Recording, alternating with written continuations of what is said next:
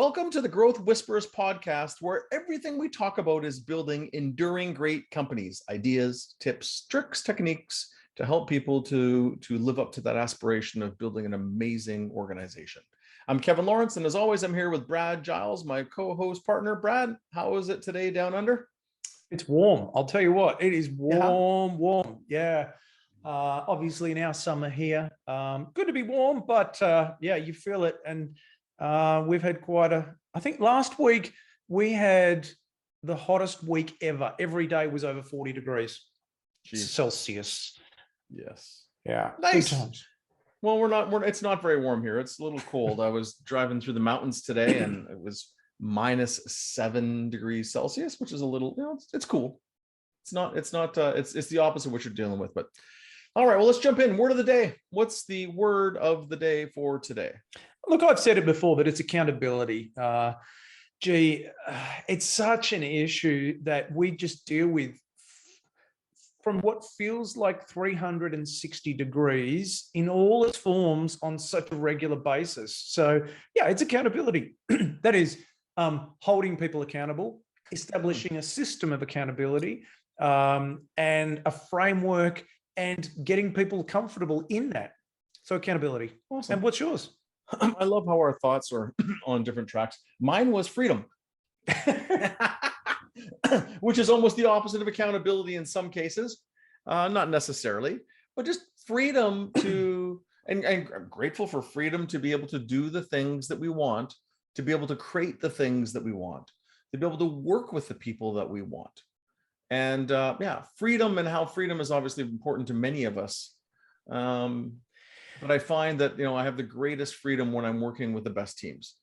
And I've never stitched before. This is always your thing. But I know we have a person that we both know who has a saying, which is routine will set you free. Yes. And so maybe it's accountability will set you free. Maybe the freedom that you seek comes from accountability. Ooh, and that would weave beautifully into today's topic, Brad. So Brad, what are we talking about today? Because that's a nice little transition. Well done. You'll have to stitch it again. All right, what do you got? What do we got today? Maybe 1 year before I stitch it again. Today, we're talking about a concept that I outline in my book, which is other people's jobs, right? So today's episode is asking the question, are you unintentionally doing other people's jobs? Because if you are, it could be a problem. Yes. Well, for you and them. And the thing is, often when people start doing other people's jobs, their intent is good. Like, it's to either help the person or make sure the job gets done for the customer. It's a noble intent often. But what we really get today is that often when your intent is to be helpful, you can also be hurtful. One, because when you do someone else's job, you rob them of the accountability. Often, you can rob them of the learning experiences. You can rob them of the pain that comes from not doing a good job or failing, and almost insulate people from their own issues. That's not always the case, but it can be. But your intent is, it's beautiful, I know, and you're wanting to do the best. But what we're helping to understand is that when you're doing other people's jobs, that you shouldn't be doing. See, what we would encourage as best practice is that each role in the organization, any role, has a sandbox, and that sandbox has outputs such as KPIs or the execution of priorities or whatever it might be, and all of the responsibilities and accountabilities that live within that sandbox are owned by the person in that role. And so we don't want to be stepping into that sandbox and playing with that person's toys. We want them to get, to your point, the freedom to succeed in that sandbox. Because when you are fully accountable and you have that freedom, that's where magic happens. Yeah, and a lot of this starts from the perspective of the manager, right? And think of this as the manager getting over involved in their team's work. But the idea is, when you remember that as a manager, your job is to support them in getting their job done, but it is their job. Yeah. Unfortunately, some of these people, and we can be the guilty party, but some of these people are masters at having you think it's your job, or they're masters of delegating the accountability back up to you, right? Or especially when there's risk involved. And many of them are very capable. But if you're a good enough sucker that they can get you to do their work and they don't have to do it, especially if it's the hard part or the risky part, many of them, have mastered that in their life. They just make it somebody else's issue, and namely yours. And that's stuff you got to watch out for. And if you're a supportive person, you can get taken advantage of. And unfortunately, they're the one that's getting ripped off because they're not stretching their own capabilities. And many times we set this trap ourselves because we hire someone, okay, and we set them up, and maybe we have onboarded them, maybe not, but this person has started. And then we say to them the critical words: Kevin, if you've got any issues, just come and see me. If you got any questions, just come and see me. Yeah. Because the end bit that we don't say is, and I'll answer those questions. Okay. And what that does is it sets in motion a process that gently, slowly turns a switch in their mind that stops them thinking for themselves in a literal sense. Okay. And instead of them trying to solve problems, if every single time from that point onwards, they come to us and we answer the questions, it's like we've trained them to come to us. You trained them to be stupid. Yeah. You trained them to not use their brain. You've trained them to not grow. And it's almost like if you had children and every time they went out, you tied their shoes for them. Well, next thing you know, your 15-year-old kid is coming to you to get their shoes tied. Now, we're smarter than that as parents, I hope.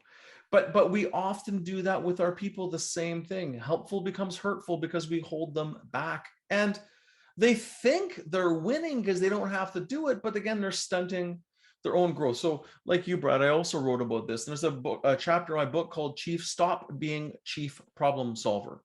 Basically, if you're an answer dispenser, you've got a problem. Because if you're the answer dispenser, you're doing the thinking and they're not. And so I work with a professional services firm, and they're in the answer business. Right. And they're very, very successful, but they've trained and they have a culture of anytime someone comes with a question, they come with having done some research and have a couple of different options and a recommendation. So they've trained everyone to try and do the thinking versus coming to get an answer. That's an organizational discipline. Now, the thing is, why are so many of us answer dispensers? I can be guilty of it sometimes too. Because it's easier. I'll just solve the problem. It's too hard. It is. And our ego loves it. It is so self-validated. Let me show you how smart I am. I have the answer. Well, of course you have the answer. You've been doing the job for 20 years. You should have the answer to almost every question, of operational questions at least. But your job, and you forget your job, just like with children, is to train them to be more capable and independent. So every time you're answering those questions, you're not doing your job of making that person more capable and independent. But yes, of course, you know the answer. And your ego loves to reinforce the fact that you know the answer. It's just not good for anybody, because one, you're busy answering questions all the time. Two, your people around you don't get any smarter. And three, as the business grows, you've got a weak team and more pressure on your shoulders. It's just, and we're not, don't want to sound judgy. We all slip into it. It's just such a bad habit to get into. When I was a CEO of my own business, I went through this epiphany, for want of a better word.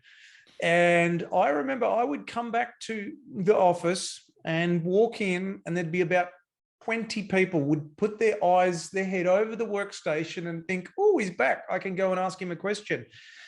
And that's not a really sustainable position to be in. And I can only suspect that some of our leaders who are listening to this podcast have experienced the same thing. So what I did is I, got to a point, I thought, I've got to change this. And number one, I made it really clear, who do you report to? If you're three layers away from me, Don't be coming to me and asking for questions unless it's to do with, I don't know, my car or my house or something like that. Yes. So I made that really, really clear. But then the people who reported to me, I explained to them, we're going to work through at every weekly meeting, and I'm only going to ask questions.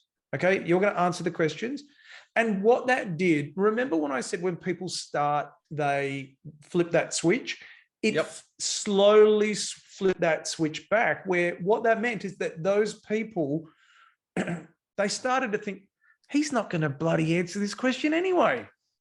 They started to think, okay, I have to think for myself. They stop getting the payoff, then they get it. So for example, and all humans can slip into this, but let's talk about some of the techniques you can use to not do people's job. And again, there's getting in there and being over helpful. A lot of it has to do in leadership roles about answering questions and things like that. So listen, we'll share some of them. So one of the techniques, I use this a lot, but is like, what do you recommend? Yeah. Like at the end of the day, what's your recommendation? I want, at the end of the day, basically, hey, how about you do a little bit of thinking and you come here and give me a recommendation? Interestingly, I've got an amazing team, amazing. And people still come with questions, not that much, because they know that I don't really want to answer them. And they're capable enough to do it themselves. But someone the other day had a situation that was something that's happened before, and they came and said, okay, here's the situation. Here's what we think we should do. And here is how I think I'm going to handle it. And I just said, sounds good. You got my support. That's it. It was so well thought through, but they also knew what I was going to say. Yeah. Well, what's your recommendation? How can you solve this? And also, how can we prevent this in the future? Anyways, it's very, so basically, what do you recommend? And training people to get into that habit is one thing. What are some other things that you can do in these situations you find yourself stuck in it? Well, as I mentioned before, you said that, just asking questions. So when you're interacting with a person who you've, trained in that way, think the only way I can deal with them is to have a question mark at the end of a sentence. It's a little game that you can play. Like I'd say hello, but I could say, how are you doing today? Okay, that's a question. And you can just make it into, and that's what I did, make it into a game where you can make sure that everything that you're doing is only asking questions. Yeah. And a little warning, if this isn't what you're doing and you start doing it all of a sudden, you'll freak people out. So one of the things we've learned is to let your team know, hey, what I've realized is I'm the answer dispenser. You're not increasing our capability. So here's how we're going to change things going forward, just so you know what's coming. Yeah. And it can drive people crazy when you want to answer a question. And hear me, it's not that you never answer a question again, but 70, 80, it's like 80% of the time, you're going to try and get them to do it. Sometimes you're still going to answer the damn question. Don't turn into a robot that only has statements with questions at the end. You see, what I like to say on that is, if they come to you and say, so what we're going to do is we're going to get 2 atoms inside plutonium and we decided we're going to smash them together, then that's probably a good idea to flip that switch back. Have an opinion. Yes. Exactly. So we're talking about 80% of the time. You're still going to answer something. It's just that generally, if you get 100 questions in a week, we're trying to get 80 or 90 of them that they answer themselves, or at least they try to answer themselves, versus just the default you helping out too much and being too helpful or too knowledgeable. Let's now flip it around and think about an A player. So imagine if you're an A player who is reporting to a CEO who must answer every question. Okay, so this is a top performer, someone who's a superstar in their field, and they come into your firm and you tell them, by either directly or indirectly, I'm going to answer every question and there will be no risk and no accountability. They're going to want nothing to do with you. They're going to be not the out. Environment. They are. And it's interesting. I've got very, very strong people on my team. And I was interesting having an interaction with one of the guys. He was a very successful executive, and he's an awesome consultant, and coach. So we're talking about something, and I know with him, my job is to ask a couple questions. He doesn't need anything from me, and if I get too involved, he's going to be like, "What are you doing?" Yeah.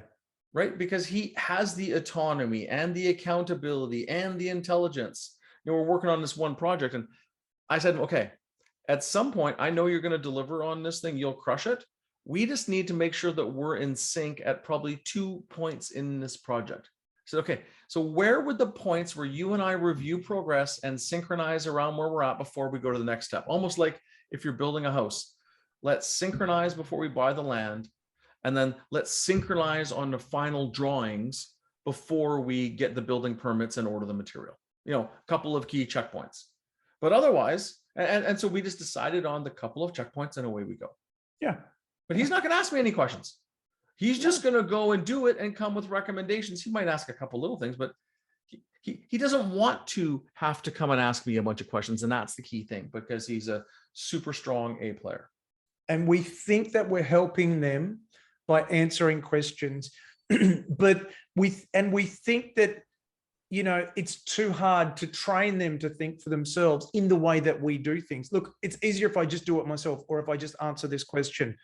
But as we're thinking here, Brad, really, our job is to ask a bunch of questions but not answer a bunch of questions. Yeah. We should be mostly asking and rarely answering. Yeah, I mean, and that really comes back to the old saying that if you're the smartest person in the room, you're probably in the wrong room. Yeah, exactly. Awesome.